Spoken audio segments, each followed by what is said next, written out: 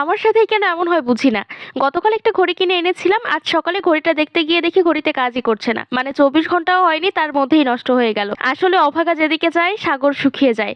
যাই হোক, সকাল সকাল মনটা অনেক খারাপ হয়ে গেল। এক কাপ চা বানিয়ে তাই এই বাচ্চা দুইটার কাছে চলে গেলাম মনটা একটু ভালো করার জন্য। এই যে বিড়ালছানাকে দেখতে পাচ্ছ, এটা হলো পাখির বিড়াল। কে যেন ওকে না বলে বাচ্চাটাকে নিয়ে চলে গেছে, এই জন্য বেচারির মনটা অনেক খারাপ। কোচিং থেকে আসার পথে সামনের এই দোকানটা থেকে আমি কাশোনার পুরি খেয়ে নিলাম। এখানের পুরিটা অন্যান্য দোকান থেকে আমার কাছে বেশ ভালোই লাগে। তারপর গতকাল ঘড়িটা যে দোকান থেকে নিয়েছিলাম সেখানে চলে যাই। দোকানদারকে বলার পর ঠিকঠাক করে দিল ঘড়িটা। আর এটা হলো আমার কলেজের সামনের রাস্তা। বাড়ি আসার পথে ফেরিওয়ালার পুপু শব্দ শুনতেই মনটা অনেক ভালো হয়ে যায়। এক দৌড়ে সেই ফেরিওয়ালার কাছে চলে যাই, কিনি বা না কিনি কি আছে তাই দেখার জন্য। তারপর গিয়েই পেয়ে যাই ম্যাজিকের মতো ম্যাজিক বল। মানে এই ম্যাজিক বলটা আমি অনেকদিন ধরে খুঁজছিলাম কিন্তু কোথাও পাইনি, শেষমেশ এখানেই পেয়ে গেলাম। দুপুরের দিকে ঘুরতে ঘুরতে পাশের বাড়িতে গিয়ে দেখি ওদের কাছে বড়ই পেকেছে।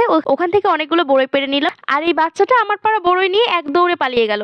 আমার কাছে কিন্তু মিষ্টি বড়ইয়ের থেকে টক বড়ই খেতেই বেশি ভালো লাগে। আর জানো তো, আমার না একদমই মনে ছিল না যে সরস্বতী পুজোর রেখে কুল খেতে নেই। হঠাৎ করে মনে পড়লো, তখন আর কি করার। বিকালবেলা অনেকগুলো বাচ্চা আমার কাছে পড়তে আসে। এখানে একটা বাচ্চাকে আমি এ থেকে জেড পর্যন্ত লিখে আনতে বলেছিলাম বাড়ি থেকে, কিন্তু আমি যেভাবে ওর খাতায় এ থেকে জেড লিখে দিয়েছিলাম ও ঠিক একইভাবে খাতা ভর্তি করে এ থেকে জেড লিখে নিয়ে এসেছে। ভুলটা কার এটাই বুঝতে পারছি না এখন। টাটা।